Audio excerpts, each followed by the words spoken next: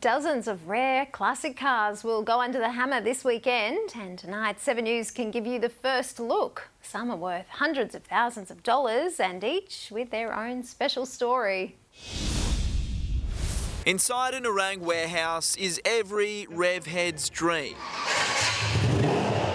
Dozens of classic collectible cars from around the world set to go under the hammer. We certainly pick the best ones in the market. We have a philosophy here that if we wouldn't put it in our garage, we won't put it in yours. More than 40 rare cars will be auctioned off at 782MOTORS this Saturday, some built as early as the 1930s. That are unique and special and, you know, have their own little story. Like this 1955 Volkswagen Beetle. Jason Bowler actually spent 2 years rebuilding it almost a decade ago. Probably 2-3 days a week we did constantly on it.